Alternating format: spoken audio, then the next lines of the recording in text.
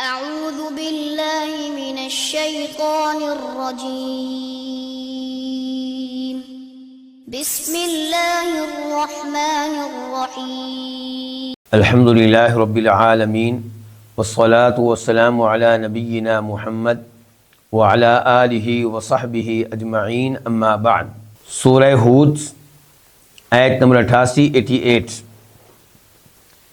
ہم تذکرہ پڑھ رہے تھے اس سے پہلے شعیب علیہ السلام کا کہ اللہ رب العزت نے ان کو ان کی قوم مدین کی طرف بھیجا اور انہوں نے پہلا مطالبہ اپنی قوم سے یہ کیا کہ ایک اللہ کی عبادت کرو اور اس کے ساتھ عبادت میں کسی اور کو شریک نہ کرو۔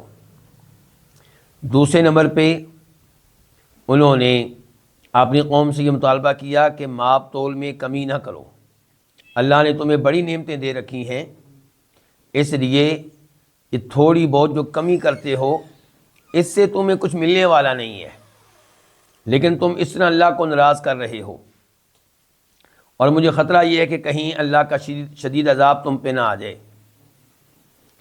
اس لیے ماپ تول پورا کیا کرو اور لوگوں کے حقوق میں کمی نہ کرو اور زمین میں فساد نہ کرو۔ جائز منافع جو تمہیں ملے وہ چاہے مقدار میں تھوڑا ہو، اس میں بڑی برکت ہوگی، بڑی خیر ہوگی۔ تو ان کی قوم نے آگے سے کہا کہ اے شعیب، ہمیں تمہارے اوپر بڑا تعجب ہے کہ تمہاری نماز کا یہ مطلب ہے کہ ہم آزادی سے ان کی عبادت نہ کر سکیں جن کی عبادت ہمارے بڑے کیا کرتے تھے؟ کیا تمہاری نماز کا یہ مطلب ہے کہ ہم اپنے مال کو اپنی مرضی سے استعمال نہ کر سکیں؟ یعنی کہ ہماری مرضی کہ ہم کسی کو زیادہ دیں، تھوڑا دیں، ماپ تول میں کمی کریں نہ کریں؟ آپ کون ہوتے ہیں ایسے ہی پابندیاں ہمارے اوپر لگانے والے؟ اور آخر میں کہا کہ آپ ایک بردبار ہیں، سمجھدار ہیں، یعنی کہ ایسی حرکتیں آپ کو زیب نہیں دیتی۔ تو آج ابھی آغاز کر رہے ہیں ہم آیت نمبر 88 سے 88۔ قال، اس نے کہا، کس نے؟ شعیب علیہ السلام نے۔ یا قومی، اے میری قوم۔ یہ کتنے الفاظ ہیں؟ 3۔ یا کا معنی اے، قوم کا معنی قوم، اور میم کے بعد آگے یا بھی ہے جس کو ڈیلیٹ کر دیا گیا ہے تخفیف کی وجہ سے، لیکن اس کی علامت موجود ہے، نشانی موجود ہے، جس سے پتہ چلتا ہے کہ یہاں پہ یا تھی، اور وہ نشانی کیا ہے؟ میم کے نیچے کسرہ۔ اگر یا نہ ہوتی تو پھر لفظ ہونا تھا یا قوم، پھر کیا ہونا تھا؟ یا قوم۔ جو عربی زبان کے قواعد جانتے ہیں ان کو پتہ ہے کہ اگر یا نہ ہوتی تو پھر اس کو ہم نے پڑھنا تھا یا قوم۔ یا قومی اس لیے پڑھا گیا ہے تاکہ پتہ چلے کہ یہاں پہ یا ہے۔ تو یا قومی، اے میری قوم، ارأیتم کا معنی ہوتا ہے اخبرونی، مجھے بتاؤ، ان اگر کنتو میں ہوں، علی بینۃ واضح دلیل پہ، من ربی میرے رب کی طرف سے، اور رزقا اس نے دیا، کس نے؟ میرے رب نے۔ رزقا اس نے دیا ہے، نی مجھے، منہ اپنی طرف سے۔ یہ بھی دو الفاظ ہیں، من اور ہو سے مراد اللہ تعالیٰ، من طرف، اور اس نے مجھے دیا منہ اپنی طرف سے۔ کیا دیا ہے؟ رزقا حسنا، اچھا رزق۔ اچھا، یہاں پہ اب کچھ الفاظ کیا ہوں گے؟ مقدر اور پوشیدہ، کیونکہ آپ دیکھیں نا پورے جملے پہ غور کریں تو آپ خود یہ ماننے پہ مجبور ہو جائیں گے کہ یہاں پہ کوئی نہ کوئی لفظ پوشیدہ ہے۔ دیکھیں کہ اے میری قوم، مجھے یہ بتائیں کہ اگر میں اپنے رب کی طرف سے واضح دلیل پہ ہوں اور اس نے مجھے اپنی طرف سے اچھا رزق دیا ہے، آگے کوئی نہ کوئی بات ہونی چاہیے، تو وہ کیا ہے؟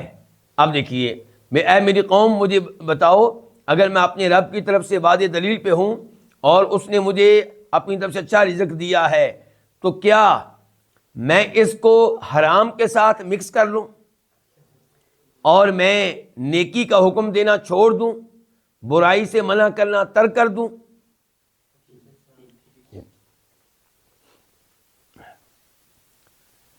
وما اریدو، اور میں نہیں چاہتا، وما اریدو، اور میں نہیں چاہتا، ما نفی کا نہیں، اور میں نہیں چاہتا، ان کے اخالفہ، کہ میں مخالفت کروں، کم تمہاری، الہ، آگے الہ آ گیا نا، اب ہم ترجمہ کریں گے میں نہیں چاہتا کہ میں تمہاری مخالفت کر کے جاؤں، تمہاری مخالفت کر کے جاؤں. یہ جاؤں کا معنی ہمیں الہ کے ذریعے محسوس ہوا ہے. کس کے ذریعے؟ الہ کے ذریعے. اور میں نہیں چاہتا کہ میں تمہاری مخالفت کر کے جاؤں الی ما، اس چیز کی طرف، یعنی کہ ان اعمال کی طرف، بریکٹ میں اعمال آئے گا، اس چیز کی طرف انہاکم، انہا میں روکتا ہوں، کم تمہیں، عنہ جس سے، ان نہیں، اریدو میں چاہتا، ان کا معنی عام طور پہ ہوتا ہے اگر، لیکن یہاں پہ چونکہ آگے الا آ رہا ہے تو اس لیے ان کا معنی کیا ہوگا؟ نہیں. ان اریدو میں نہیں چاہتا، الا مگر، الاصلاح اصلاح کرنا، مستطاعت، ما کا معنی یہاں پہ ہوگا جس قدر، جس قدر استطاعت میں طاقت رکھوں، وما اور نہیں ہے، توفیقی میری توفیق، یا کا معنی میری، اور نہیں ہے میری توفیق، الا مگر، باللہ اللہ تعالیٰ کے ساتھ، علیہ اسی پہ، توکل تو میں نے توکل کیا، بھروسہ کیا، وَإِلَيْهِ اور اسی کی طرف، انیب میں رجوع کرتا ہوں.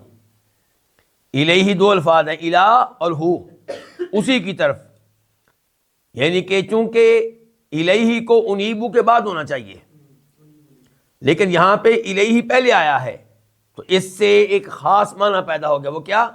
اسی، حسر، یعنی کہ اسی کی طرف.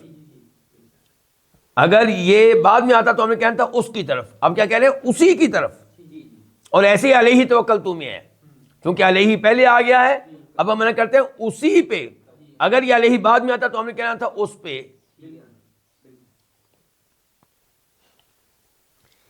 اس آیت میں شعیب علیہ السلام اپنی قوم سے کہہ رہے ہیں کہ دیکھو اللہ تعالیٰ نے مجھے واضح دلیل دی ہے، واضح شریعت دی ہے، واضح احکام دیے ہیں، واضح عقیدہ دیا ہے. دوسرے نمبر پہ دنیاوی طور پہ بھی اللہ نے مجھے بہترین رزق دیا ہے. اتنی بڑی نعمتیں ہو جانے کے باوجود کیا میں نیکی کا کام کرنا چھوڑ دوں، برائی سے منع کرنا ترک کر دوں؟ اور کیا میں تمہاری طرح ماپ تول میں کمی کر کے اپنے مال میں حرام شامل کر لوں؟ یعنی کہ میں ایسا کرنے والا نہیں ہوں. چونکہ ان امور میں تمہاری مخالفت کرتا ہوں، تم میرا مذاق اڑا رہے ہو اور مجھے کہہ رہے ہو کہ تو اچھا بلا عقل مند تھا، سمجھدار تھا، یہ کیسی حرکتیں کرتا پھر رہا ہے. اس میں کون سی میری غلطی ہے؟ جب مجھے رب نے واضح دلیل دی ہے، واضح شریعت دی ہے اور اچھا رزق دیا ہے، تو میں کیوں حلال کے ساتھ حرام کو شامل کروں؟ اور میں کیوں نہ نیکی کا حکم دوں؟ میں کیوں نہ برائی سے منع کروں؟ میں کیوں نہ تمہیں شرک سے منع کروں؟ میں کیوں نہ تمہیں کمی، ماپ تول میں کمی کرنے سے منع کروں؟ کیوں نہ میں یہ کام کروں؟ یہاں پہ رزق حسن سے کیا مراد ہے؟ علماء کرام نے لکھا ہے کہ اس میں کئی چیزیں شامل ہو سکتی ہیں. ایک وہ جو ہم سمجھتے ہیں رزق حلال، ایک ہوتا ہے رزق، ایک ہے رزق حسن، یعنی کہ رزق حلال، اللہ نے مجھے رزق حلال دیا ہے. دوسرا اس کا مطلب ہوگا اللہ نے مجھے نبوت دی ہے. کیونکہ صحیح بات یہ ہے کہ رزق کس کو کہتے ہیں؟ ہر اس نعمت کو جو اللہ آپ کو دے. جو اللہ نے آپ کو علم دیا یہ بھی رزق ہے، جو اللہ نے آپ کو عقل دی ہے یہ بھی رزق ہے، جو اللہ نے آپ کو اولاد دی ہے یہ بھی رزق ہے، جو اللہ نے آپ کو نیک نامی دی ہے یہ بھی کیا ہے؟ رزق ہے. جو اللہ آپ کو نیک اعمال کرنے کی توفیق دیتا ہے یہ بھی رزق ہے.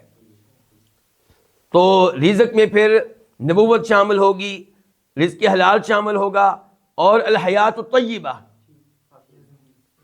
شاندار زندگی، عمدہ زندگی اللہ نے مجھے دی ہے. اس کے بعد کہتے ہیں شعیب علیہ السلام، وما اريد ان اخالفكم الى ما انهاكم عنه، میں نہیں چاہتا کہ میں تمہاری مخالفت کر کے ان کاموں کی طرف جاؤں جن کاموں سے میں روکتا ہوں. یعنی کہ میں نہیں چاہتا کہ تمہیں منع کروں برے کاموں سے اور خود ان کا ارتکاب کروں. میں جو کچھ تم سے کہتا ہوں خود بھی اس کے اوپر عمل کرتا ہوں. اور میں اور آپ جانتے ہیں کہ کسی کو نیکی کا حکم دینا خود عمل نہ کرنا، کسی کو برائی سے منع کرنا اور خود برائی کا ارتکاب کرنا، یہ ایک جرم ہے. اور اس معاملے میں ایک حدیث ہے جس میں نبی علیہ الصلوۃ والسلام ارشاد فرماتے ہیں کہ ایک آدمی کو روز قیامت لایا جائے گا اور جہنم میں پھینک دیا جائے گا، تو اس کی انتڑیاں باہر نکل آئیں گی اور وہ اپنی انتڑیوں کے ارد گرد چکر لگائے گا، جیسے گدھا چکر لگاتا ہے چکی کے ارد گرد. لوگ جمع ہو جائیں گے، اس سے پوچھیں گے کہ ما شأنک، تم جہنم میں یہاں کیسے پہنچ گئے؟ تو وہ آدمی ہے کہ جو ہمیں نیکی کا حکم دیا کرتا تھا، نیکی کی ترغیب دیا کرتا تھا، ہمیں برائی سے منع کیا کرتا تھا، تو آج جہنم میں کیسے پہنچ گیا؟ تو وہ کہے گا اس لیے کہ میں تمہیں نیکی کا حکم دیتا تھا اور خود اس کے اوپر عمل نہیں کرتا تھا، تمہیں برائی سے منع کرتا تھا اور خود اس برائی کا ارتکاب کیا کرتا تھا. تو اس لیے مجھے اور آپ کو شعیب علیہ السلام کے اس جملے سے سبق حاصل کرنا چاہیے کہ ہمارے اوپر دو واجب ہوا کرتے ہیں. ایک واجب یہ ہے کہ ہم فرائض و واجبات پہ عمل کریں، نماز پڑھیں، رمضان کے روزے رکھیں، فرض حج کریں، فرض زکوٰۃ ادا کریں. اور دوسرا یہ ہے کہ لوگوں کو بھی انہی کاموں کی حکم دیں، تلقین کریں، ترغیب دیں، اور ایسے ہی خود بھی کبیرہ گناہوں سے دور رہیں اور لوگوں کو بھی ان کے پاس جانے سے روکیں، منع کریں. جو دونوں کام کرے گا وہ کامیاب ہے. جو ان میں سے ایک کام کرے دوسرا نہ کرے وہ کامیاب نہیں ہے، اور جو دونوں ہی نہ کرے وہ زیادہ بڑا مجرم ہے. یعنی کہ اچھا انسان وہ ہوا جو نماز پڑھنے کا حکم بھی دیتا ہے، نماز 5 وقت کی پڑھتا بھی ہے، رمضان کے روزے رکھتا بھی ہے، رکھنے کا حکم بھی دیتا ہے. اور دوسرے نمبر پہ وہ ہوا جو خود نمازیں پڑھنے میں چاہے سستی کرتا ہے لیکن کم از کم لوگوں کو کہتا ہے. اس نے ایک واجب پہ عمل کیا اور دوسرے واجب پہ صحیح معنوں میں عمل نہیں کیا، مجرم ہے. لیکن اس سے بھی بڑا مجرم وہ ہے جو نہ نماز پڑھتا ہے نہ نماز پڑھنے کے بارے میں کہتا ہے.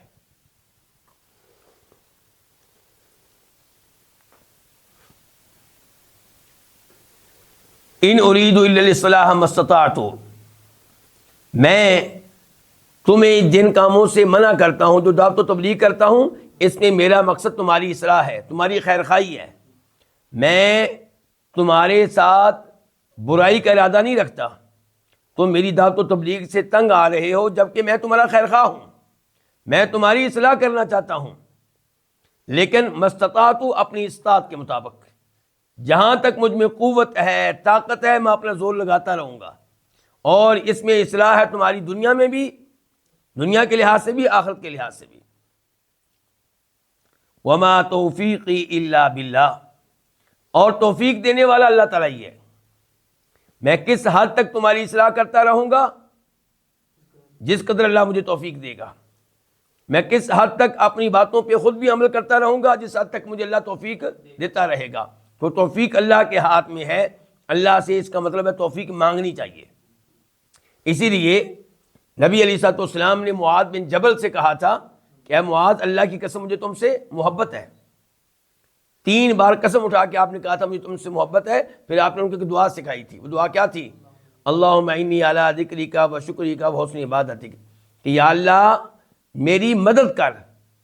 کس مسئلے میں؟ کہ میں تیرا ذکر کر سکوں. میری مدد کر تاکہ میں تیری بہترین عبادت کر سکوں. میری مدد کر تاکہ میں تیری نعمتوں پہ تیرا شکر ادا کر سکوں.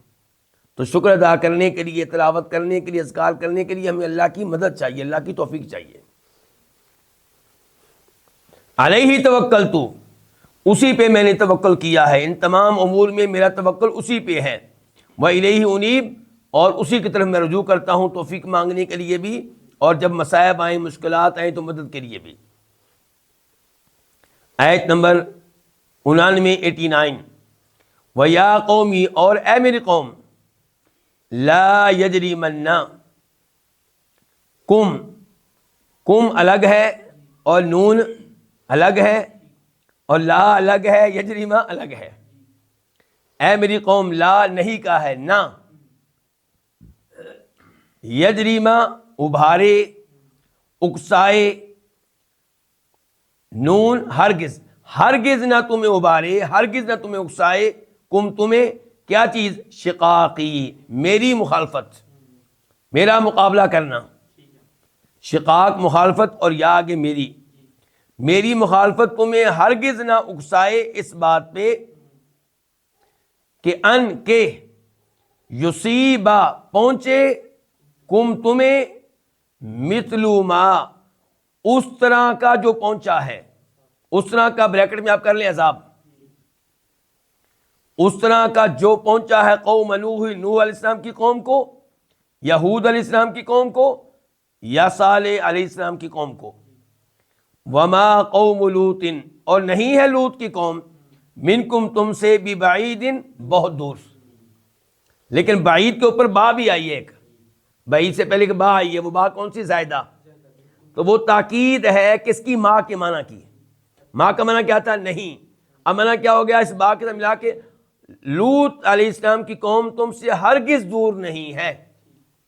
لوط علیہ السلام کی قوم تم سے بالکل بالکل دور نہیں ہے. یہاں پہ شعیب علیہ السلام کہہ رہے ہیں کہ اے میری قوم، تم میری مخالفت کے لیے میدان میں آ چکے ہو. ایسا نہ ہو کہ میری مخالفت میں تم اتنا آگے نکل جاؤ کہ اللہ تعالیٰ پھر تمہارے اوپر وہ عذاب بھیجے جیسا عذاب اللہ نے نوح علیہ السلام کی قوم پہ بھیجا تھا، ہود علیہ السلام کی قوم پہ بھیجا تھا، صالح علیہ السلام کی قوم پہ بھیجا تھا.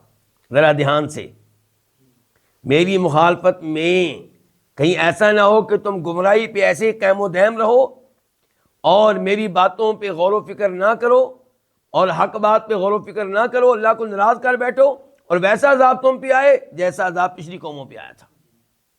نوح علیہ السلام کی قوم پہ کے حالات پہ غور کرو جن کو پانی میں غرق کیا گیا. ہود علیہ السلام کی قوم کے حالات پہ غور کرو جن کے اوپر آندھی آئی. صالح علیہ السلام کی قوم کے حالات پہ غور کرو جن کے اوپر کیا آیا، زلزلے کا عذاب اور چیخ کا عذاب. اور چوتھے نمبر پہ لوط علیہ السلام کی قوم تم سے کوئی دور نہیں ہے. چلے پہلی تین قومیں تم کہہ سکتے ہو بہت پہلے گزری ہیں یا علاقے کے لحاظ سے وہ ہم سے دور تھیں. لوط علیہ السلام کی قوم تم سے قریب ہے ہر لحاظ سے، زمانے کے لحاظ سے بھی، جگہ کے لحاظ سے بھی. تم نے ان کی جگہ دیکھی ہے اور کچھ زیادہ وقت نہیں گزرا کہ ان کے اوپر عذاب آیا تھا. یہ کون کہہ رہے ہیں، شعیب علیہ السلام. اچھا، اور تذکرہ کن کا کر رہے ہیں، لوط علیہ السلام کا. اس کا مطلب ہے شعیب علیہ السلام کا زمانہ لوط علیہ السلام کے زمانے کے قریب ہے، اور لوط علیہ السلام کا زمانہ ابراہیم علیہ السلام ایک ہی زمانہ ہے. ایسے ہی ہے، ابراہیم علیہ السلام لوط علیہ السلام کا زمانہ ایک ہے، اور شعیب علیہ السلام کا زمانہ ان کے زمانے کے قریب ہے، اور موسیٰ علیہ السلام کا زمانہ بہت بعد ہے. موسیٰ علیہ السلام کا زمانہ بہت بعد کا ہے. اس سے پتہ چلا کہ مدین میں موسیٰ علیہ السلام گئے تھے اور انہوں نے دیکھا تھا کہ ایک کنویں سے بچیاں، لوگ پانی پلا رہے ہیں اپنے جانوروں کو اور کچھ بچیاں سائڈ پہ کھڑی ہیں. پبلک میں مشہور ہے کہ وہ شعیب علیہ السلام کی بیٹیاں تھیں، اور بعد میں موسیٰ علیہ السلام کی ان سے شادی ہوئی، جبکہ زمانے کا بہت فرق ہے، بہت بڑا گیپ ہے. اگر وہ کوئی شعیب تھے تو کوئی اور شعیب ہوں گے. اگر وہ شعیب تھے بھی، یعنی کہ وہ بیٹیاں اگر کسی شعیب کی تھیں تو وہ کم از کم یہ نبی شعیب نہیں تھے. تو لوط علیہ السلام کی قوم تم سے زیادہ دور نہیں ہے، زمانے کے لحاظ سے بھی اور جگہ کے لحاظ سے بھی. تو عبرت حاصل کرو، عبرت حاصل کرو. اس کا مطلب یہ ہے کہ گزشتہ اقوام کے قصص اور واقعات کو پڑھیں عبرت حاصل کرنے کے لیے، سبق حاصل کرنے کے، مزے لینے کے لیے نہیں. آیت نمبر 90 وَاسْتَغْفِرُوا، اور تم مغفرت طلب کرو. طلب کس کا معنی ہے، سین کا.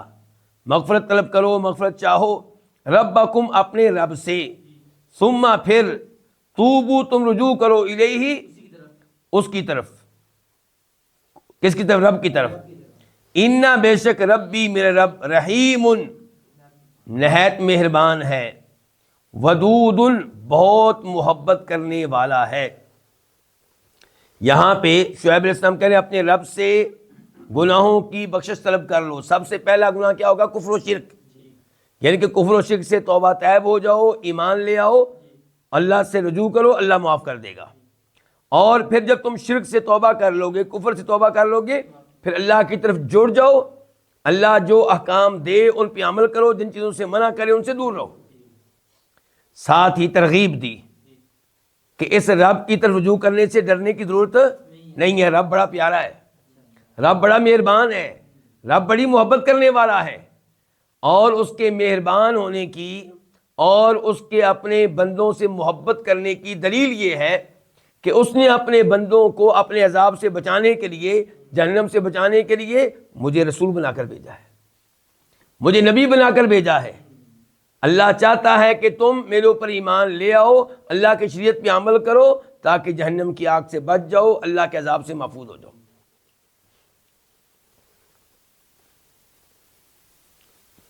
آیت نمبر 91 قالو، انہوں نے کہا، کنہوں نے؟ قوم نے، یا شعیب، اے شعیب، ما نفقہ، ہم نہیں سمجھتے، کثیرن، بہت کچھ، مما تقول، اس میں سے جو تو کہتا ہے۔ مما اصل میں کیا ہے؟ من اور ما، اس میں سے جو تو کہتا ہے۔ وَإِنَّا، اور بے شک ہم، ان اصل میں کیا؟ انا اور نا، اور بے شک ہم، لام کا معنی کیا؟ البتہ، یقیناً، نرا، دیکھتے ہیں، کا تجھے، فی نا، اپنے میں، فی اور نا، اپنے میں کیا دیکھتے ہیں؟ ضعیفاً، بہت کمزور، ضعیفاً، بہت کمزور۔ واو کا معنی کیا آگے؟ اور، لولا، اگر، اور اگر نہ ہوتا، رہتو کا، تیرا گروہ، تیرا قبیلہ، تیری برادری، تیری جماعت، لرجمنا کا 3 الفاظ ہیں۔ لام کا معنی کیا؟ البتہ، یقیناً، رجمنا، ہم سنسار کر دیتے، کا تجھے، پتھر مار مار کر ہلاک کر دیتے۔ وما، اور نہیں ہے، انت تو، علینا، ہم پہ، بعزیز، غلبہ رکھنے والا۔ عزیز سے پہلے با آ گئی ہے، وہی با زائدہ تاکید کے لیے، اب ما کے معنی میں تاکید ہو گئی، اور تو ہرگز نہیں ہے ہم پہ عزیز، غلبہ رکھنے والا۔ یہاں پہ پہلے نمبر پہ وہ شعیب علیہ السلام سے کہہ رہے ہیں کہ تیری باتیں ہماری سمجھ میں نہیں آتی۔ ان الفاظ کی ایک تفسیر یہ ہے کہ وہ یہ کہہ رہے تھے بطور مذاق، باتیں سمجھ میں آتی ہیں لیکن ان کا مذاق اڑانے کے لیے اور ان کی بے عزتی کرنے کے لیے، ان کی توہین کرنے کے لیے کہہ رہے ہیں ہمیں تیری باتیں سمجھ نہیں آتی۔ اور دوسرے نمبر پہ اس کی تفسیر یہ ہو سکتی ہے کہ یہ ان کے گناہوں کی نحوست ہے، یہ دلوں پہ چڑھا ہوا زنگ ہے، جس کی وجہ سے حقیقتاً ان کو شعیب علیہ السلام کی اکثر باتیں سمجھ میں نہیں آتی تھی۔ اسی لیے علماء کرام مجھ سے اور آپ سے مطالبہ کرتے ہیں کہ اگر آپ چاہتے ہیں کہ دین کا علم آپ صحیح معنوں میں سمجھ سکیں تو گناہوں کو چھوڑ دیں، گناہوں کو چھوڑ دیں تو پھر قرآن و حدیث کی صحیح معنوں میں آپ کو سمجھ آئے گی۔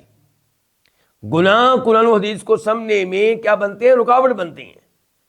تو دوسرا معنی یہ ہے کہ ان کے گناہوں کی نحوست تھی کہ ان کو واقعی شعیب علیہ السلام کی کئی باتیں سمجھ میں نہیں آتی تھی۔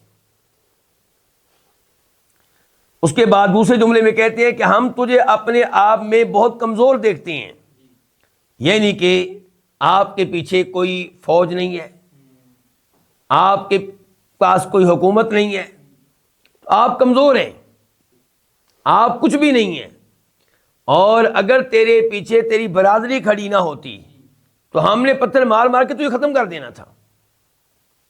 برادری کے لوگ گرچہ مسلمان نہیں تھے، شعیب علیہ السلام پہ ایمان لانے والے نہیں تھے، لیکن بہرحال یہ سمجھتے تھے کہ ہمارے قبیلے کا یہ نوجوان ہے، تو اس لیے ان کا ساتھ دیتے تھے۔ اور یہ وہی صورتحال ہوگی جو ہمارے نبی کی تھی علیہ الصلوۃ والسلام۔ بنی ہاشم نے اور آپ کے چچا ابو طالب نے آپ کا بہت ساتھ دیا، آپ کی بڑی مدد کی، بلکہ بنو مطلب نے بھی آپ کا ساتھ دیا۔ یعنی کہ آپ کے جو بڑے ہیں ان کی نسل سے ایک تھے بنو ہاشم، ایک بنو مطلب، اور ایک بنو عبد شمس، ایک بنو نوفل. یہ چار، یعنی کہ چار بھائی تھے. ان میں سے جو ہاشم کی اولاد ہے وہ اللہ کے نبی کے ساتھ کھڑی ہے علیہ الصلوۃ والسلام. مطلب کی اولاد بھی آپ کے ساتھ کھڑی ہے. انہوں نے کہا جی ہم ہاشموں کا ساتھ دیں گے، ہمارے ہیں، اوپر سے ہم ایک ہی ہیں. البتہ عبد شمس اور نوفل ان لوگوں نے اللہ کے نبی کا ساتھ نہیں دیا علیہ الصلوۃ والسلام. اسی لیے جب اسلام کو غلبہ ملا، مال غنیمت آنے لگا، تو اللہ نے حکم دیا کہ 4 حصے مال غنیمت کے تقسیم کر دی جائیں. کن میں؟ مجاہدوں میں، لڑنے والوں میں. اور 5واں حصہ وہ سیو رکھا جائے، اس کو محفوظ رکھا جائے، اور اس کو پھر تقسیم کیا جائے 5 طرح کے لوگوں میں. کتنے لوگوں میں؟ یعنی کہ ایک حصہ ہوگا اللہ کے نبی کا علیہ الصلوۃ والسلام اور آپ کے بعد آنے والے حکمران کا. دوسرا حصہ ہوگا اللہ کے نبی کے رشتہ داروں کا، اہل بیت کا علیہ الصلوۃ والسلام. اور تیسرا حصہ یتیموں کا، مسکینوں کا، مسافروں کا. یہ 3 یہ ہو گئے 5. اب آپ نے دیا بنو ہاشم کو، کیونکہ اس میں یہ بھی ہے نا کہ اللہ کے نبی کے رشتہ داروں کو بھی ملے گا. تو آپ علیہ السلام نے بنو ہاشم کو دیا، بنو مطلب کو بھی دیا، بنو عبد شمس کو، بنو نوفل کو نہیں دیا.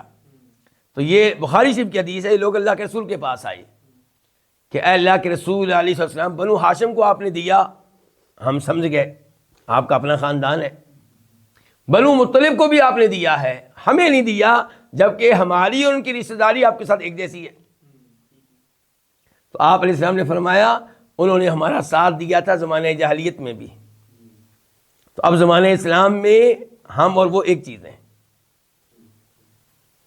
تو کہنے کا مطلب یہ ہے کہ نبی کا خاندان اس کے پیچھے کھڑا ہو، چاہے ایمان نہ لائے، تو اس سے بھی نبی کو بڑی قوت ملتی ہے.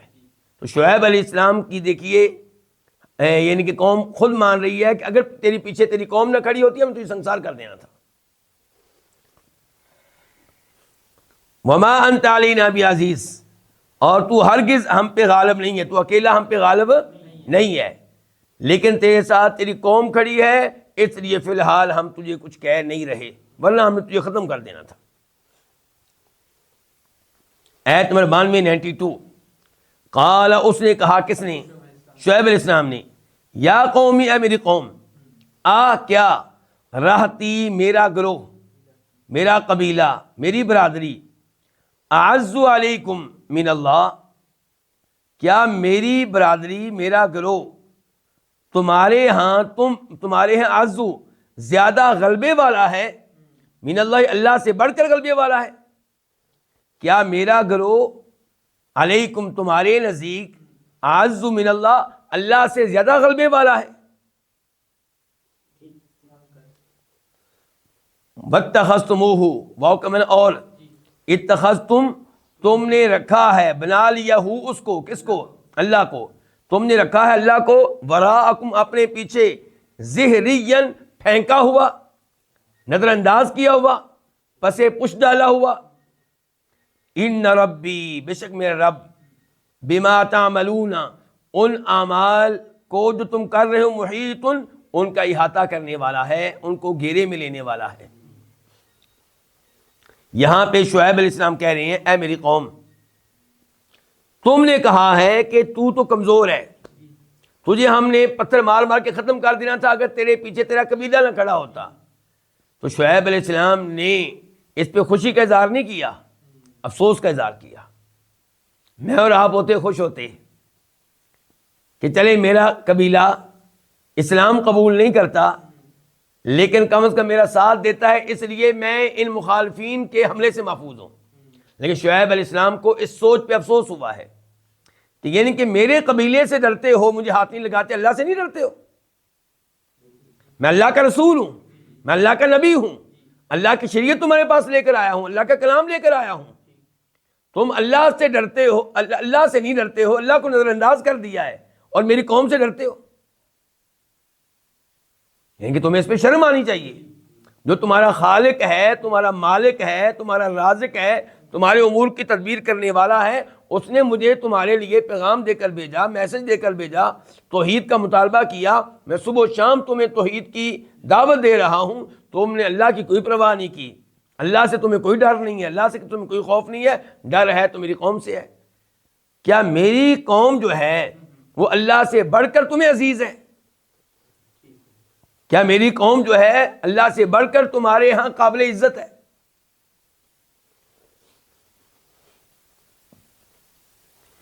ان ربی بما تعملون محیط، سن لو میرا رب جو ہے تمہارے اعمال کا احاطہ کرنے والا ہے، تمہاری ایک ایک حرکت اس کے علم میں ہے۔ میرے خلاف تمہارا باتیں کرنا، میری دعوت کو قبول نہ کرنا، میرے خلاف سازشیں کرنا، یہ سب کچھ اللہ کے علم میں ہے، اس اللہ سے ڈرو۔ آیت نمبر 93 وَيَا قَوْمِ، اور اے میری قوم، اعملوا، تم عمل کرو، علی مکانتکم، اپنی جگہ پہ۔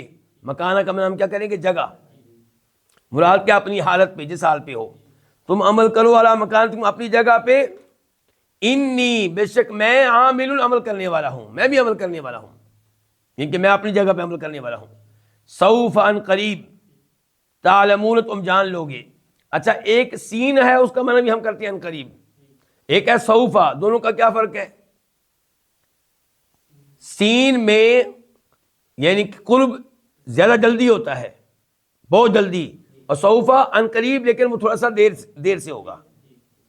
ان قریب تعلمون، تم جان لوگے، من، اس کو، کس کو جان لوگے؟ اس کو، من یاتی ہی، جس پہ آئے گا عذاب، ایسا عذاب، یخزی ہی، جو اس کو رسوا کر دے گا، ومن، اور اس کو، ہوا، اور اس کو جو ہے کاذب، جھوٹا، وارتقبوا، واقعنا، اور ارتقبوا، تم انتظار کرو، انی، بے شک میں، معکم، تمہارے ساتھ، رقیب، انتظار کرنے والا ہوں۔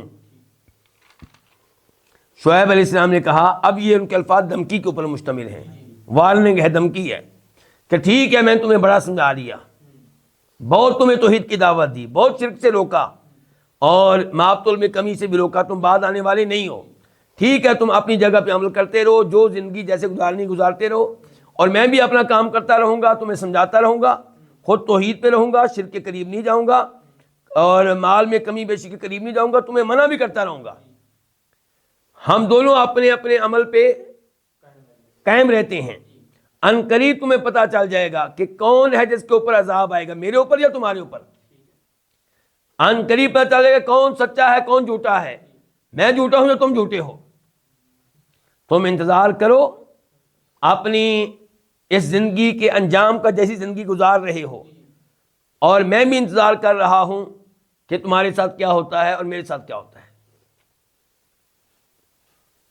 آیت نمبر 94 ولما، اور جب، جا، آیا، امرنا، ہمارا حکم، نجینا، تو ہم نے نجات دی، شعیباً، شعیب کو، والذین، اور ان لوگوں کو، آمنوا، جو ایمان لائے، معہو، اس کے ساتھ، برحمت منا، منا، ہماری طرف سے، من اور نا، ہماری طرف سے، برحمت، ایک عظیم رحمت کے ساتھ، ایک خاص رحمت کے ساتھ، برحمت کا تعلق ہے نجینا سے، یعنی کہ ہم نے نجات دی اپنی طرف سے ایک عظیم رحمت کے ساتھ شعیب کو اور ان لوگوں کو جو ایمان لائے اس کے ساتھ۔ وَأَخَذَتْ، اور پکڑ لیا، یہ اصل میں کیا اخذت، تا کے نیچے جو کسرہ زیر ہے یہ تو آگے ملانے کی وجہ سے ہے، ورنہ لفظ کیا اخذت، اور پکڑ لیا، الذین، ان لوگوں کو، ظلموا، جنہوں نے ظلم کیا، کس چیز نے پکڑ لیا؟ الصیحۃ، چیخ نے، فَأَصْبَحُوا، تو وہ ہو گئے، فی دیارہم، اپنے اپنے گھروں میں، دیار جمع ہے کس کی؟ دار کی، جاثمین، اوندے پڑے ہوئے، گھٹنوں کے بل پڑے ہوئے۔ اللہ رب العزت نے یہاں پہ وعدے کیا کہ پھر اللہ کا حکم آ گیا، کس چیز کا حکم؟ عذاب کا، ان کو ہلاک کرنے کا۔ تو اللہ تعالیٰ بتاتے ہیں، اللہ تعالیٰ بتا رہا ہے کہ پھر ہم نے نجات کس کو دی؟ شعیب کو اور ان لوگوں کو جو ان کے ساتھ ایمان لا چکے تھے، اور ان کو نجات دینا یہ ہماری ان پہ رحمت ہے، یہ ہماری ان کے اوپر کیا ہے؟ مہربانی ہے۔ اور وہ لوگ جنہوں نے ظلم کیا تھا، شرک کیا تھا، کفر کیا تھا، ظلم سے مراد یہاں پہ کیا ہوگا؟ کفر و شرک، ان کو پکڑ لیا، صحیح ہے تو کس نے؟ چیخ نے، اور دوسری آیات سے پتہ چلتا ہے کہ زلزلہ بھی آیا، جیسا کہ سورہ اعراف آیت نمبر 91 91 الرجفہ، زلزلہ بھی آیا، پہلے چیخ آئی اور پھر کیا آیا؟ زلزلہ۔ فَأَصْبَحُوا فِي دِيَارِهِمْ جَاثِمِينَ، تو وہ اپنے گھروں میں اوندے پڑے ہوئے ہو گئے۔ آیت نمبر 95 95 كَأَن لَّمْ يَغْنَوْا فِيهَا، کأن گویا کہ، اصل میں کیا تھا؟ كَأَنَّهُمْ، گویا کہ وہ لم یغنوا نہیں رہے، فیہا ان گھروں میں، الا خبردار، بعدن دوری ہے، لمدین مدین قوم کے لیے، کما جیسا کہ بعیدت دوری ہوئی، جیسا کہ دور ہوئی سمود قوم سمود۔ اللہ رب العزت نے اس آیت کے پہلے جملے میں وعدے کیا کہ ان کا انجام یہ ہوا کہ یوں لگتا تھا کہ یہاں پہ کبھی وہ رہے ہی نہیں، وہ ساری ان کی زیب و زینت اور ان کی محنتیں وہ سب غائب ہو گئیں۔ آخر میں کہا کہ ان کے لیے دوری ہے، اور مشابہت کس کے ساتھ دی گئی؟ ان کی قوم سمود کے ساتھ۔ ان کے لیے ایسے ہی دوری ہے، ان کے اوپر ایسے ہی لب کی لانتے ہیں جیسے قوم سمود کے لیے ہیں۔ یہ دونوں قبیلے ایک جیسے تھے، ایک تو اس لحاظ سے کہ دونوں عرب قبیلے تھے۔ صالح علیہ السلام بھی وہ نبی ہیں جو عربوں میں سے ہیں، عربوں کی طرف آئے، اور شعیب علیہ السلام بھی وہ نبی ہیں جو عربی ہیں اور عربوں کی طرف آئے۔ اور پھر یہ دونوں قریب قریب تھے، کس کے لحاظ سے؟ جگہ کے لحاظ سے بھی اور زمانے کے لحاظ سے بھی، اور جو عذاب ان دونوں کے اوپر آیا وہ بھی تقریباً ایک جیسا ہے۔ جی اب ہم پڑھیں گے آیت نمبر 96 96، اور یہاں سے تذکرہ ہو رہا ہے موسیٰ علیہ السلام اور ان کی قوم کا۔ سورہ ہود میں ہم پہلے تذکرہ پڑھ چکے ہیں کس کا؟ نوح علیہ السلام اور ان کی قوم کا۔ دوسرے نمبر پہ ہود علیہ السلام اور ان کی قوم کا۔ تیسرے نمبر پہ صالح علیہ السلام اور ان کی قوم کا۔ چوتھے نمبر پہ ابراہیم علیہ السلام اور ان کی قوم کا۔ پانچویں نمبر پہ لوط علیہ السلام اور ان کی قوم کا، اور چھٹے نمبر پہ شعیب علیہ السلام اور ان کی قوم کا، ابھی ساتویں نمبر پہ موسیٰ علیہ السلام اور ان کی قوم کا۔ اتنی اقوام کے یعنی کہ انجام کا تذکرہ ہوا ہے کہ کیسے کیسے ان کو پر عذاب آئے۔ اسی لیے اللہ کے نبی فرماتے ہیں کہ مجھے یہ صورت نے کیا کر دیا؟ پورا کر دیا۔ وَلَقَدْ، اور البتہ تحقیق، ارسلنا، ہم نے بھیجا، موسیٰ علیہ السلام کو، بِآیاتنا، اپنی آیتوں کے ساتھ، اپنی نشانیوں کے ساتھ۔ یہ بھی تین الفاظ ہیں، با ساتھ اور نہ ہماری اپنی، وسلطان مبین، اور ایک وعدے دلیل کے ساتھ، یا آپ کہیں کہ وعدے غلبے کے ساتھ۔ ایک آیت اور پڑھ لیں ذرا، پھر تفسیر کرنی آسان ہو جائے گی۔ بھیجا کدھر؟ الی فرعون، فرعون کی طرف، وہ ملائہ، اور اس کے سرداروں کی طرف۔ فاتبعوا، پس انہوں نے پیروی کی، وہ پیچھے چلے، امر فرعون، فرعون کے حکم کے، وما امر فرعون، اور نہیں تھا فرعون کا حکم، رشید کا مطلب کہیں گے درست یا بھلائی والا، لیکن رشید سے پہلے با بھی ہے، اور با کیا ہے؟ زائدہ، تاکید کے لیے۔ اب ہم کہیں گے فرعون کا حکم ہرگز درست نہیں تھا، فرعون کا حکم ہرگز بھلائی والا نہیں تھا۔ اللہ رب العزت نے یہاں پہ تذکرہ کیا ہے کہ موسیٰ علیہ السلام کو ہم نے بھیجا فرعون اس کے سرداروں کی طرف۔ موسیٰ علیہ السلام کی زندگی کو آپ دو حصوں میں تقسیم کر سکتے ہیں۔ پہلی ان کی زندگی وہ ہے جس میں وہ آئے ہیں فرعون اور اس کے سرداروں کی طرف، اگرچہ بنی اسرائیل بھی ان کی تبلیغ کا حصہ تھے، لیکن مین ان کا فوکس کس کے اوپر تھا؟ فرعون اور اس کے سرداروں کے اوپر، قبطیوں کے اوپر۔ اور جب فرعون اور اس کی قوم ہلاک ہو گئی تو پھر وہ نبی کہلائے کہ ان کے بنی اسرائیل کے۔ اس لیے اس صورت میں بنی اسرائیل، اس صورت میں موسیٰ علیہ السلام کی رسالت کا تذکرہ آپ کو دو بار ملے گا۔ کتنی بار؟ دو بار۔ ایک دفعہ یہ تذکرہ جو بھی ہم نے پڑھنا شروع کر دیا ہے، فرعون اس کے سرداروں کی طرف، اور دوسری بار کن کی طرف؟ بنی اسرائیل کی طرف۔ تو یہاں پہ اللہ تعالیٰ نے کہا کہ ہم نے بھیجا موسیٰ علیہ السلام کو بھی آیاتنا، اپنی نشانیوں کے ساتھ۔ یہ کون سی نشانیاں ہیں؟ یہ 9 نشانیاں ہیں جن کا تذکرہ اللہ تعالیٰ نے قرآن حکیم میں کیا ہے۔ سورہ بنی اسرائیل، وَلَقَدْ آتَيْنَا مُوسَىٰ 9 آیات بینات، ہم نے موسیٰ علیہ السلام کو 9 نشانیاں دیں، واضح نشانیاں۔ اچھا یہ کون سی 9 نشانیاں ہیں؟ سورہ اعراف میں آپ آ جائیں، قرآن کریم کی ایک آیت دوسری آیت کی کیا کرتی ہے؟ تفسیر. ایک آیت دوسری آیت کی کیا کرتی ہے؟ وضاحت. فَأَرْسَلْنَا عَلَيْهِمُ الطُّوفَانَ وَالْجَرَادَ وَالْقُمَّلَ وَالضَّفَادِعَ وَالدَّمَ آیات مفصلات، کہ ہم نے ان کے اوپر پانی کا طوفان بھیجا، ہم نے ان کے اوپر ٹڈیوں کا عذاب بھیجا، ہم نے ان کے اوپر جوؤں کا عذاب بھیجا، ہم نے ان کے اوپر مینڈکوں کا عذاب بھیجا، ہم نے اوپر خون کا عذاب بھیجا. تو یہ سب کیا تھی؟ نشانیاں. ہر عذاب کے نازل ہونے پہ موسیٰ علیہ السلام کے پاس آتے اور وعدہ کرتے کہ آپ اللہ سے دعا کریں، اللہ اس عذاب کو اٹھا لیں، ہم ایمان لے آئیں گے. موسیٰ علیہ السلام دعا کرتے اور وہ پھر بھی ایمان نہ لاتے، پھر دوسرا عذاب آتا، پھر تیسرا آتا. یہ سب نشانیاں تھیں. ان نشانیوں میں یہ 2 نشانیاں بھی آپ شامل کر سکتے ہیں. موسیٰ علیہ السلام کا عصا جو سانپ بن جایا کرتا تھا، اور آپ شامل کر سکتے ہیں ان کا ہاتھ ید بیضا جس کو کہتے ہیں، وہ اپنے گلے میں ڈالتے باہر نکلتا تو چمک رہا ہوتا تھا. تو یہ ساری نشانیاں ہیں جن کے ساتھ اللہ تعالی موسیٰ علیہ السلام کو بھیجا. اچھا اب آگے ہے وسلطان مبین، اور ایک واضح دلیل کے ساتھ بھیجا، واضح غلبے کے ساتھ. سلطان سے کیا مراد ہے؟ پہلی تفسیر اس کی یہ کی گئی، اس سے مراد ہے تورات، لیکن یہ تفسیر درست نہیں ہے، کیونکہ تورات نازل ہوئی ہے فرعون کے مرنے کے بعد بنی اسرائیل کے لیے. فرعون کی طرف موسیٰ علیہ السلام کیا لے کر آئے تھے؟ احادیث. فرعون کو جو تبلیغ کرتے ہیں موسیٰ علیہ السلام کی احادیث تھیں، اور فرعون نے آگے سے یہ نہیں کہا کہ آپ کتاب لے کر نہیں آئے، ہم آپ کی حدیث نہیں مانتے. فرعون نے یہ نہیں کہا. تو بہرحال ایک قول یہ ہے کہ اس سے مراد ہے تورات، اور بتا چکا ہوں وہ قول کیا ہے، ضعیف ہے، مرجوح ہے، درست نہیں ہے.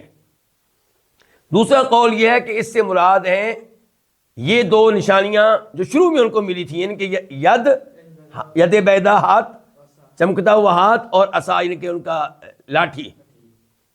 گویا کہ یہ دونوں چیزیں آیات میں بھی شامل ہیں، نشانیوں میں، لیکن چونکہ ان کی اہمیت زیادہ ہے تو ان کا تذکرہ دوبارہ کیا گیا سلطان مبین کہہ کر. اور تیسرا قول یہ ہے کہ اس سے مراد وہ دلائل ہیں جو اللہ تعالی نے موسیٰ علیہ السلام کو، ہارون علیہ السلام کو دیے تھے، دلائل کی قوت اور غلبہ، جس کی وجہ سے فرعون کو جرأت نہیں ہوتی تھی کہ ان کو قتل کرے.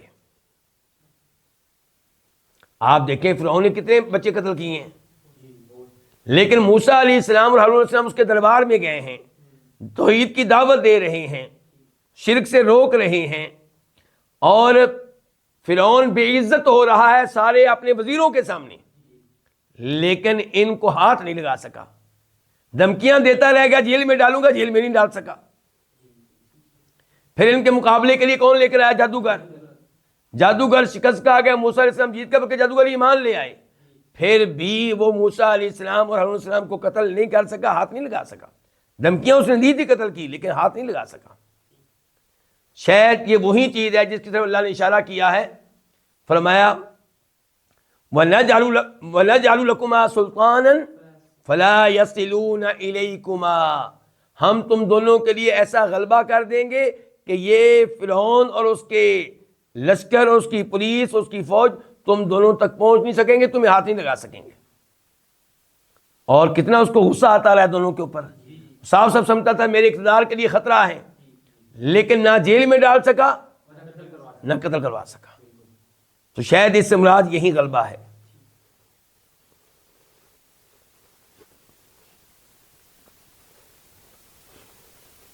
اللہ تعالیٰ کہتے ہیں کہ ہم نے موسیٰ علیہ السلام کو بھیجا تھا فرعون اس کے سرداروں کی طرف. موسیٰ علیہ السلام فرعون، سرداروں اور عام لوگوں کے لیے بھی نبی تھے، لیکن خاص طور پہ ان کا تذکرہ ہے کیونکہ سرکش تھے یہ لوگ. فَاتَّبَعُوا أَمْرَ فِرْعَوْنَ، تو ان لوگوں نے موسیٰ علیہ السلام جیسے عظیم نبی اور رسول کی اطاعت کرنے کی بجائے، ان پہ ایمان لانے کی بجائے، ان کا کلمہ پڑھنے کی بجائے، انہوں نے فرعون کے حکم کی پیروی کی، فرعون کے پیچھے لگے رہے. اور اللہ تعالیٰ نے تذکرہ کیا سورہ زخرف میں، فرمایا فَاسْتَخَفَّ قَوْمَهُ فَأَطَاعُوهُ إِنَّهُمْ كَانُوا قَوْمًا فَاسِقِينَ. فرعون نے لوگوں کو بیوقوف بنایا ہوا تھا، ان کو مینٹل بنایا ہوا تھا، ان کو اپنا یعنی کہ اپنے پیچھے لگایا ہوا تھا. تو یہاں پہ بھی فرعون کے پیچھے لگے ہیں اور موسیٰ علیہ السلام کو دیکھ بھی رہے ہیں، اور ہم جانتے ہیں کہ نبی کو دیکھنے سے محسوس ہو جاتا ہے کہ سچا آدمی ہے، اور پھر دلائل بھی پیش کیے گئے، دربار میں انہوں نے پیش کیے، سب واضح ہو چکا تھا کہ وہ برحق ہیں، سچے ہیں، لیکن یہ پھر بھی فرعون کے پیچھے لگے رہے، جبکہ فرعون کا حکم جو ہے وہ درست نہیں تھا، وہ بلائی والا نہیں تھا، اس کو ماننا اس میں خیر نہیں تھی۔ آیت نمبر 98 یقدم قومہ، یقدم وہ آگے آگے ہوگا، قومہ اپنی قوم کے، کون؟ فرعون۔ کب؟ یوم القیامہ، قیامت کے دن۔ فا پس، اورادا وہ داخل کرے گا، ہم ان کو النارا آگ میں۔ دوسرا ترجمہ آپ یہ کر سکتے ہیں، فا پس اورادا وہ پینے کے لیے ان کو لے کر جائے گا النارا آگ میں، پانی کے لیے ان کو لے کر جائے گا کہاں؟ آگ میں۔ وَبِئْسَ اور بری ہے، الورد پینے کی جگہ، المورود جس پر پینے کے لیے آیا جائے گا۔ الورد پینے کی جگہ، الورد کا ترجمہ آپ گھاٹ بھی کر سکتے ہیں، گھاٹ یعنی کہ وہ پانی جہاں آتے ہیں پینے کے لیے جانور بھی انسان بھی، اس کو ورد کہتے ہیں۔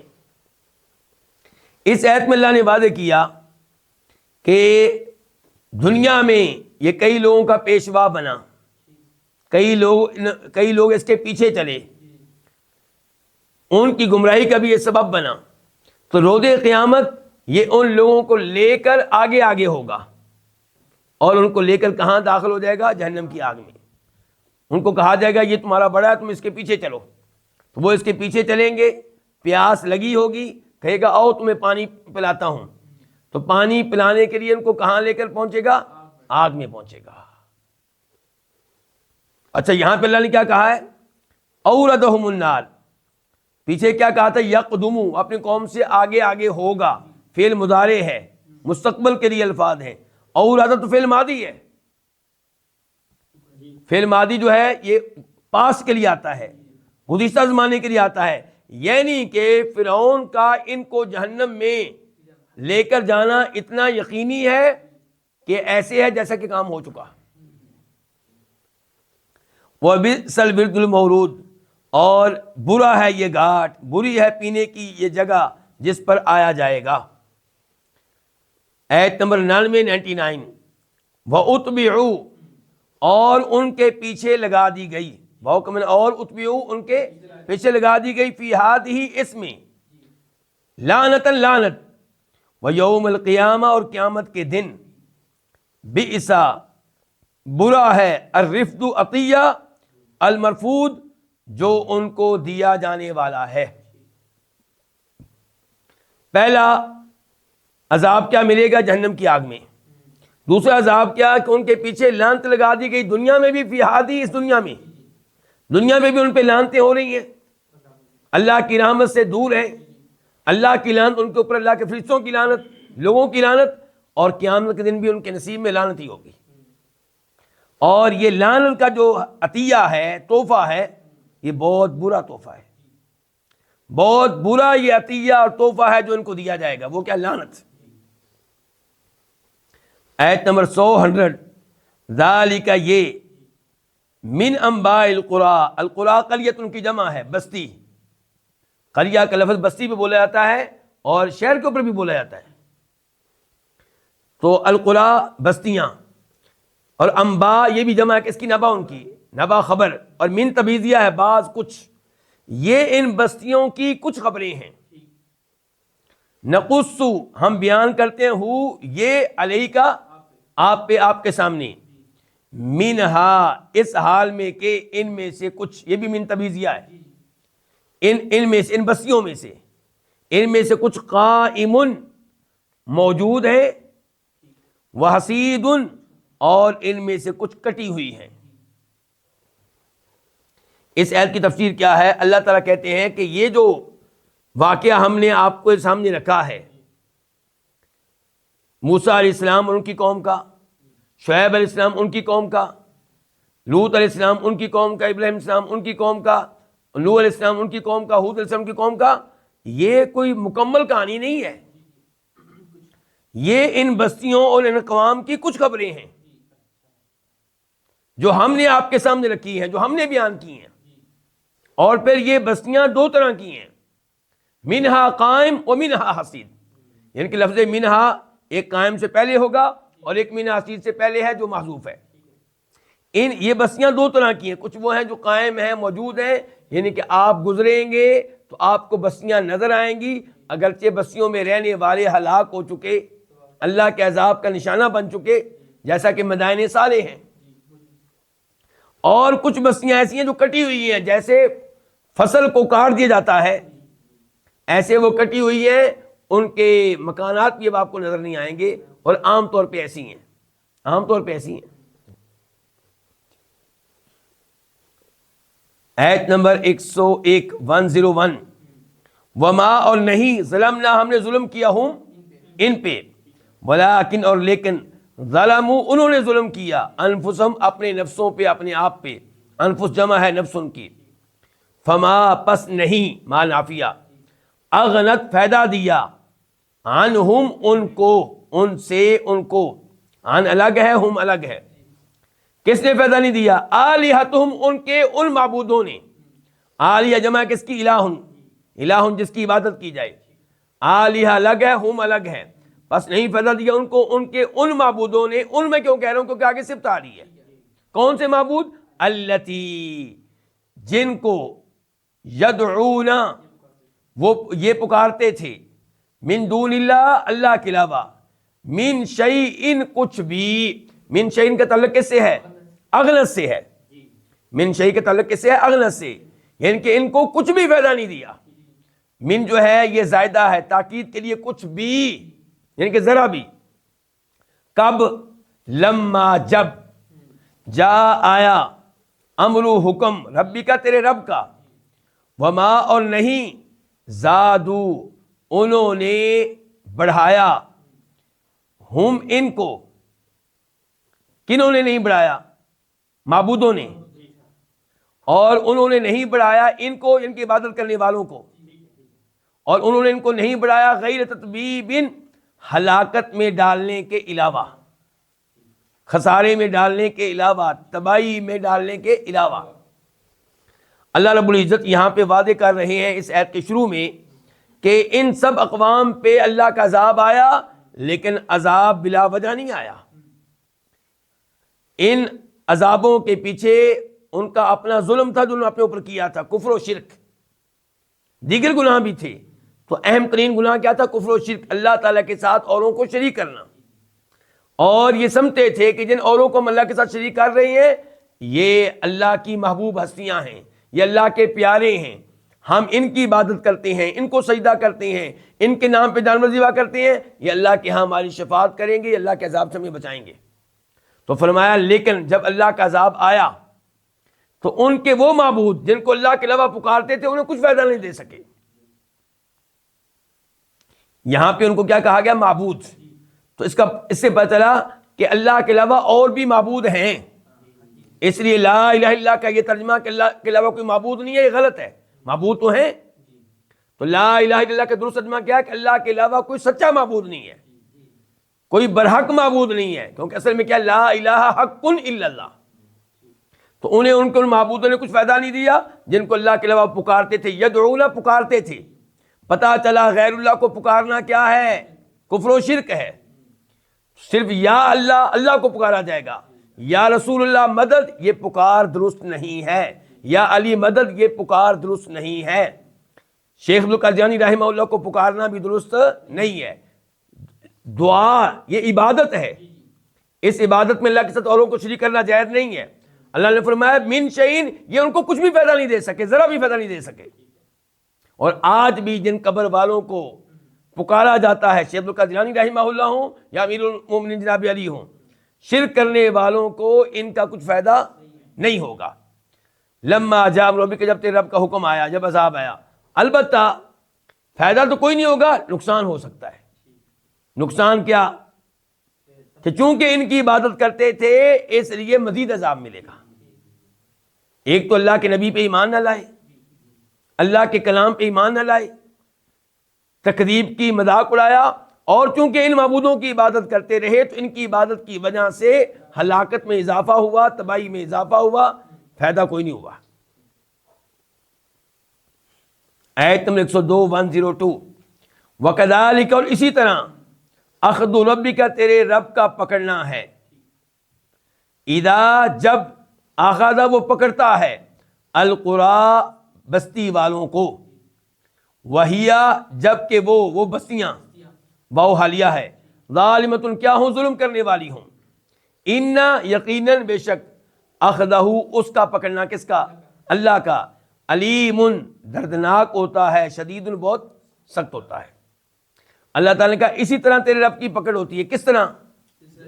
جس نے اللہ نے ان 7 اقوام کو پکڑا، جس نے اللہ تعالیٰ نے ان کو پکڑا، ان پہ اللہ کا عذاب آیا، تو تیرے رب کی پکڑ ایسی ہوتی ہے، پھر اس سے بچنا ممکن نہیں ہوتا۔ لیکن اللہ کی پکڑ تب آتی ہے وہی ظالمۃ، جب وہ قوم جس پہ اللہ کا عذاب آئے وہ ظلم کر رہی ہو، شرک کر رہی ہو، کفر کر رہی ہو۔ ان اخذہ علیم شدید، تیرے رب کی پکڑ بڑی دردناک ہے، بڑی سخت ہے۔ تو اللہ بار بار وارننگ دیتا ہے کہ میری پکڑ سے بچ جاؤ، میرے عذاب سے بچ جاؤ، کفر و شرک چھوڑ دو۔ آیت نمبر 103 103 ان، بے شک، فی ذالک، اس میں، لآیۃ، البتہ ایک عظیم نشانی ہے۔ عظیم کس کا معنی؟ تنوین کا۔ کس کے لیے؟ لمن، اس شخص کے لیے جو خاف، ڈرے، عذاب الآخرہ، آخرت کے عذاب سے۔ ذالک، یہ، یوم، ایسا دن ہے کہ مجموع، جمع کیے ہوئے ہوں گے، لہو، جس کے لیے، الناس، لوگ، وذالک، اور یہ یوم، ایسا دن ہے، مشہود، جس میں حاضر ہوا جائے گا، جس میں ان کی حاضری ہوگی۔ اللہ تعالیٰ نے اس آیت کے پہلے جملے میں وعدے کیا کہ یہ جو کچھ بیان کیا گیا ہے، یہ واقعات جو آپ نے سنے ہیں، ان میں بڑے اسباق ہیں، بڑی عبرتیں ہیں، لیکن ہر آدمی کے لیے نہیں۔ اس کے لیے جو آخرت کے عذاب سے ڈرتا ہے، جس کا عقیدہ ہے آخرت پہ ایمان ہے۔ پتہ چلا آخرت پہ ایمان انسان کو بہت سی گمراہیوں سے محفوظ رکھتا ہے۔ چونکہ ان کا آخرت پہ ایمان نہیں تھا، انہوں نے نبیوں کی پرواہ نہیں کی۔ یہ سمجھتے تھے کہ ہم مر جائیں گے، کہانی ختم ہو جائے گی، کوئی حساب کتاب نہیں ہوگا، کوئی جہنم شنم نہیں ہے۔ تو اس لیے اپنے نبیوں کا مذاق اڑاتے رہے اور بغیر کسی خطرے کے ان کا مقابلہ کرتے رہے۔ اللہ تعالیٰ نے فرمایا لیکن ان واقعات میں نشانی ہے، عبرت ہے، سبق ہے ان کے لیے جو آخرت کے عذاب سے ڈرتے ہوں۔ اور یہ آخرت جو ہے، یہ ایک ایسا دن ہے جس کے لیے تمام لوگوں کو جمع کیا جائے گا۔ یوم یجمعکم لیوم الجمع ذلک یوم التغابن، تمام لوگوں کو جمع کیا جائے گا۔ اور یہ ایسا دن ہے جس میں حاضری ہوگی، یعنی کہ پہلے انسان سے لے کر آخری انسان تک سب کو حاضر کیا جائے گا، الاولین کو بھی، الآخرین کو بھی، سب وہاں پہ موجود ہوں گے۔ انبیاء کرام علیہم السلام بھی موجود ہوں گے، اللہ کے فرشتے بھی موجود ہوں گے، جن بھی موجود ہوں گے، انسان موجود ہوں گے۔ وجاء ربک والملک صفا صفا۔ آیت نمبر 104 104 وما، اور نہیں، نؤخر، ہم لیٹ کرتے، مؤخر کرتے، ہو، اس کو، الا، مگر، لاجل، ایک ایسے وقت کے لیے، لام کے لیے، اجل، وقت، ایک ایسے وقت کے لیے، معدود، جو گنا ہوا ہے۔ اللہ تعالیٰ فرما رہے ہیں کہ یہ دن جلدی کیوں نہیں آ رہا؟ یہ تب آئے گا جب اتنے دن گزر جائیں جو اللہ نے لکھے ہوئے ہیں۔ اللہ کے ہاں وہ دن شمار کیے ہوئے ہیں جن دنوں کے بعد اس دن نے آنا ہے۔ تو اللہ تعالیٰ کہہ رہے ہیں کہ چونکہ وہ ابھی نہیں آیا تو اس لیے یہ لیٹ ہے، لیکن وہ دن زیادہ نہیں ہے، شمار کیے ہوئے ہیں، اس کا مطلب یہ کہ وہ کم ہے۔ بے شمار نہیں کہا، بلکہ کیا کہا ہے؟ وہ وقت شمار کیا ہوا ہے، اس کا مطلب ہے وہ وقت تھوڑا ہی ہے، قیامت یعنی کہ قریب ہے، دور نہیں ہے۔ آیت نمبر 105 105 یوم یاتی، جس دن وہ آئے گا، اصل میں تھا یاتی، یا جو ہے تخفیف کی وجہ سے حذف کر دی گئی ہے۔ یوم یاتی، جس دن وہ آئے گا، لا تکلم نفس، کوئی بھی نفس، کوئی بھی انسان کلام نہیں کر سکے گا۔ تکلم اصل میں کیا تھا؟ تتکلم، دو تا تھیں، ایک تا کو حذف کر دیا گیا، ڈیلیٹ کر دیا گیا ہے تخفیف کے لیے. جس دن وہ آئے گا لا تکلم نفس، کوئی نفس کلام نہیں کر سکے گا الا باذنہ، مگر اس کے اذن سے، اس کی اجازت سے. کس کے اذن سے؟ اللہ کی اجازت سے. فمنہم شقی و سعید، فمنہم 3 الفاظ ہیں، تو من تبعیضیہ بعض کچھ، ہم ان، تو ان میں سے کوئی شقی بدبخت ہوگا، وسعید اور کوئی خوش بخت ہوگا، سعادت مند ہوگا. اللہ رب العزت نے اس دن کی سنگینی کا تذکرہ یہاں پہ کیا ہے کہ اس دن سے ڈر جاؤ، یہ ایسا دن ہے کہ جس دن کوئی اللہ کی اذن کے بغیر کلام بھی نہیں کر سکے گا. اور اس جملے کو وہ لوگ دھیان سے پڑھیں جنہوں نے قبر والوں پہ امیدیں لگا رکھی ہیں کہ یہ ہماری شفاعت کریں گے. اللہ کے ہاں کسی کی جرت نہیں ہوگی اللہ کی اجازت کے بغیر کوئی کلام کر سکے. من ذا الذی یشفع عندہ الا باذنہ، کس کی جرت ہے کہ اللہ کے ہاں اللہ کی اجازت کے بغیر شفاعت کرے؟ صرف وہی شفاعت کریں گے جن کو اللہ شفاعت کرنے کی اجازت دے گا، اور ان کے حق میں شفاعت کریں گے جن کے حق میں اللہ شفاعت کرنے کی اجازت دے گا. اللہ نے فرمایا کہ اس دن کچھ لوگ جو ہوں گے وہ کیا ہوں گے؟ سعادت مند، جنت میں جانے والے، نیک اعمال کیے اور اللہ نے تقدیر میں لکھا تھا کہ جنت میں جائیں گے. اور کچھ بدبخت ہوں گے جن کی تقدیر میں لکھا تھا جہنم میں جائیں گے اور یہ برے اعمال دنیا میں کرتے رہے. 2 طرح کے لوگ ہوں گے. اس کے بعد آیت نمبر 106 106 فَأَمَّا الَّذِينَ شَقُوا فَفِي النَّارِ لَهُمْ فِيهَا زَفِيرٌ وَشَهِيقٌ.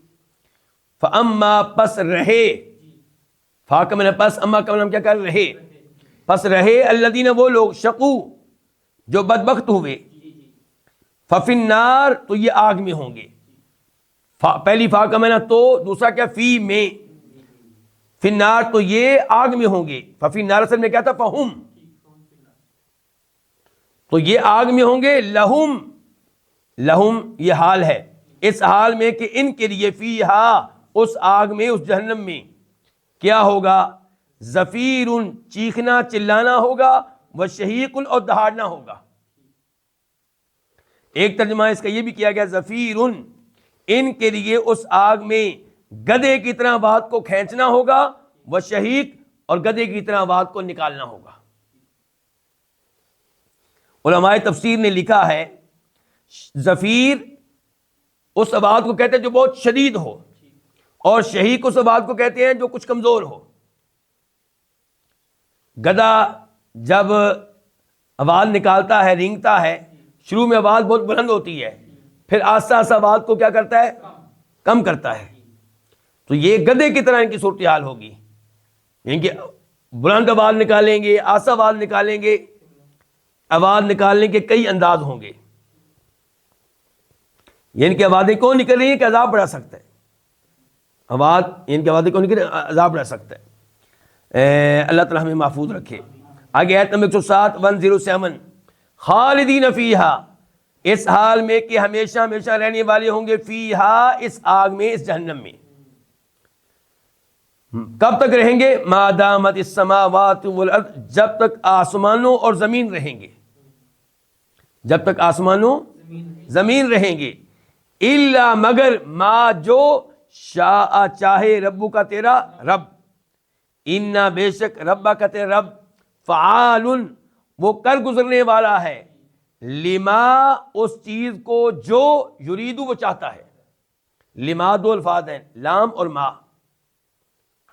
یہاں پہ اللہ نے بتایا کہ جہنمی لوگ جہنم میں رہیں گے کب تک؟ جب تک آسمان و زمین رہیں گے.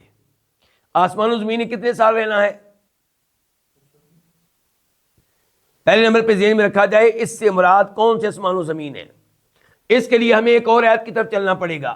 آیت ہے سورہ ابراہیم کی، یوم تبدل الارض غیر الارض والسماوات. اس دن یہ زمین کسی اور زمین سے تبدیل کر دی جائے گی، اور آسمان بھی.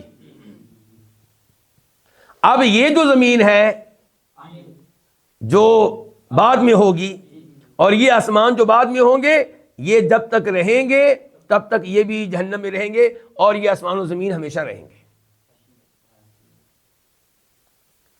گویا کہ خالدین فیہا کی تاکید ہے کہ ہمیشہ ہمیشہ رہیں گے جب تک آسمان و زمین رہیں گے، یعنی کہ ہمیشہ ہمیشہ رہیں گے. لیکن پھر استثناء آ گیا، الا ما شاء ربک، مگر جو چاہے تیرا رب. اس جملے سے کئی لوگ یہ مسئلہ اخذ کرتے ہیں، اس کا مطلب یہ ہے کہ ایک وقت آئے گا کہ جہنم ختم ہو جائے گی. لیکن یہ بات درست نہیں ہے. قرآن و حدیث میں وہ دلائل کثرت کے ساتھ ہیں جن سے پتہ چلتا ہے کہ یہ جنت اور جہنم نے ہمیشہ ہمیشہ رہنا ہے. آپ اس حدیث کے اوپر غور کر لیں، بخاری شریف کی حدیث ہے کہ موت کو لایا جائے گا کس کی شکل میں؟ مینڈے کی شکل میں. اور جنتیوں کو کہا جائے گا جنتیوں، تو وہ سب دیکھیں گے. جنمیوں سے کہا جائے گا جنمیوں، وہ بھی سب دیکھیں گے. پھر مینڈے کو ذبح کیا جائے گا اور بتایا جائے گا کہ اس کو پہچانتے ہو، کہیں گے یہ موت ہے. تو موت کو ذبح کر دیا جائے گا تو پھر اسے کہیں گے خلود، اب ہمیشگی ہے، موت کبھی نہیں آئے گی. جنتیوں تم نے جنت میں ہمیشہ ہمیشہ رہنا، جنمیوں تم نے جنت میں ہمیشہ ہمیشہ رہنا ہے. تو بہت سے دلائل ہیں جن سے پتہ چلتا ہے کہ جنت جہنم نے ہمیشہ رہنا ہے. لیکن یہاں پہ کہا گیا الا ما شاء ربک، مگر جو چاہے تیرا رب. اس کا مطلب ہے کہ استثناء ہے ان لوگوں کے لیے جو اہل ایمان ہوں گے، اہل توحید ہوں گے، جہنم میں ڈالا جائے گا، ان کو بالآخر نکالا جائے گا. وہ ہمیشہ ہمیشہ جہنم میں نہیں رہیں گے. تو اس کا مطلب ہے کہ یہ لوگ ہمیشہ ہمیشہ جہنم میں رہنے والے ہوں گے جب تک آسمان و زمین موجود ہے، قائم ہے. مگر جو چاہے تیرا رب، یعنی کہ جن کو تیرا رب چاہے گا ان کو نکال لے گا. اور وہ کون ہوں گے؟ اہل ایمان. اور بخاری شریف کی حدیث ہے کہ ان کو بھی نکالا جائے گا جن کے دل میں ذرہ برابر ایمان ہوگا.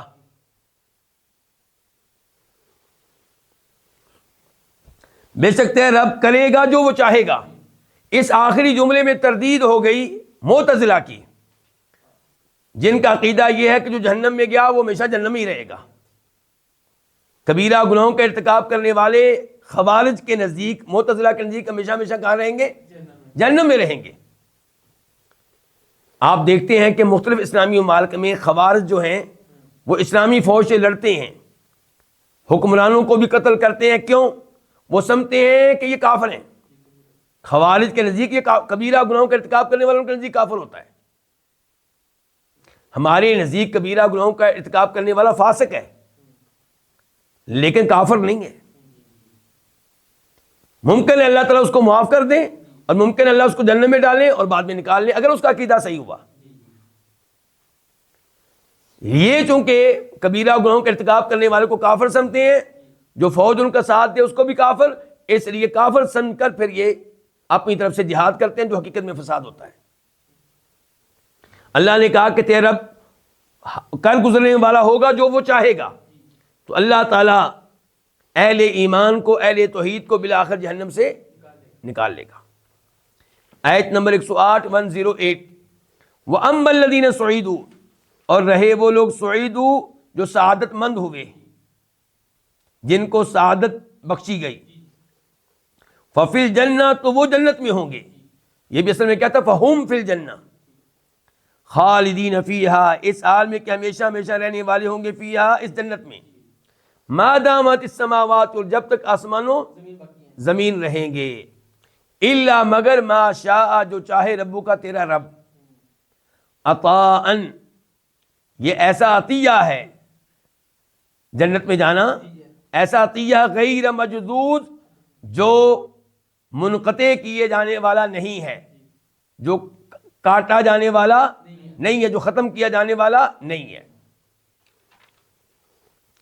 سعادت مندوں کے بارے میں اللہ نے بتایا کہ جنت میں رہیں گے ہمیشہ ہمیشہ جب تک آسمانوں زمین رہیں گے. اور یہاں پہ بھی کہہ دیا مگر جو چاہے تیرا رب. اس کا کیا مطلب ہے؟ کیا کچھ جنتیوں کو بھی جنت سے نکال لیا جائے گا؟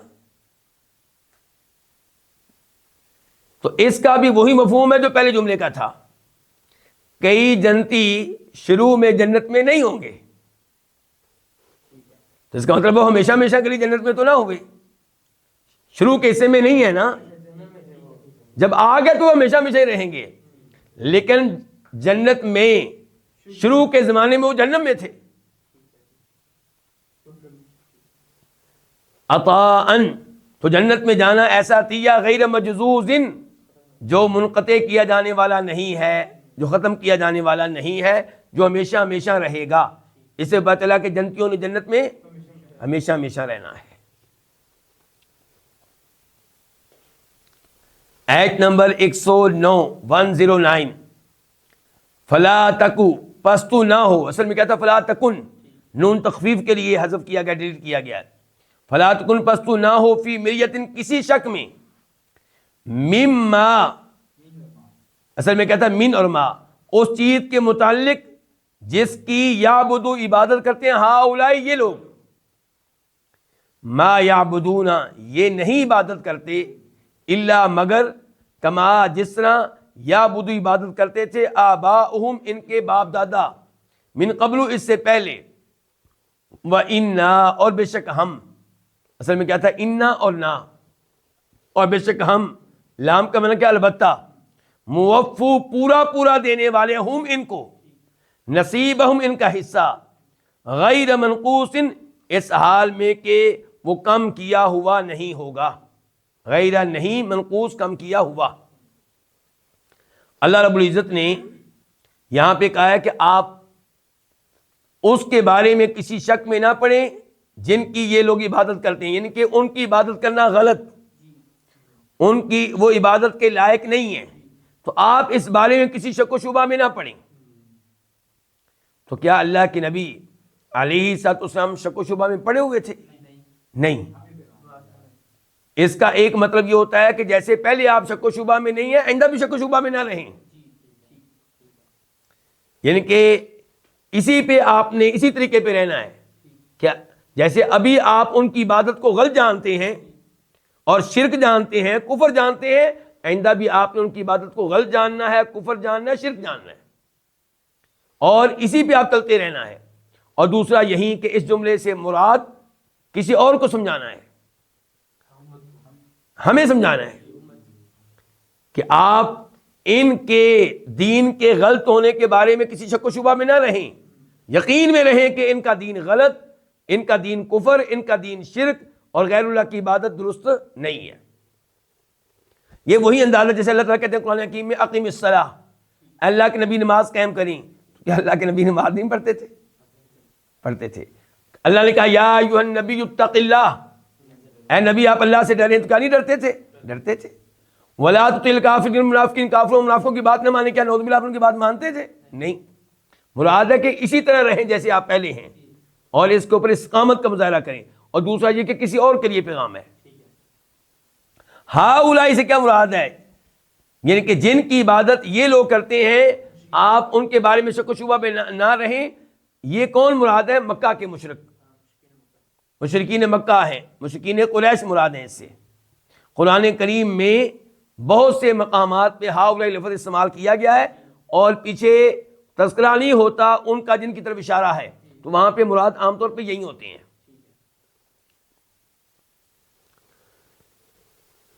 یہ نہیں عبادت کر رہے مگر اسی طرح جس طرح ان کے باپ دادا عبادت کرتے تھے ان بتوں کی اور غیر اللہ کی. تو جیسے ان کا عبادت کرنا غلط تھا، ایسے ان کا عبادت کرنا غلط ہے. جیسے ان پہ عذاب آیا تھا، ممکن ہے ان پہ بھی ایسے ہی عذاب آئے اگر یہ باز نہ آئے تو. اور بے شک ہم، البتہ ان کو پورا پورا دینے والے، ان کا حصہ. یہاں پہ حصے سے کیا مراد ہے؟ یعنی کہ ان کا کفر و شرک جو ہے، اس کفر و شرک پہ جو سزا بنتی ہے، ہم ان کو پوری پوری دیں گے. ان کے کفر و شرک پہ جو سزا بنتی ہے وہ ہم ان کو پوری پوری دیں گے. اور بے شک ہم ان کو پورا پورا دینے والے، نصیب ہم ان کا حصہ، غیر منقوص، اس کو کم نہیں کیا جائے گا بلکہ مکمل طور پہ ان کو ان کی سزا ملے گی. یہیں پہ آج کے درس کا اختتام کرتے ہیں. اللہ رب العزت سے دعا کرتے ہیں کہ اللہ تعالی ہمیں صحیح معنوں میں قرآن حکیم سمجھنے کی توفیق عنایت فرمائے. وصلی اللہ تعالی علی نبینا محمد وعلی آلہ وصحبہ اجمعین.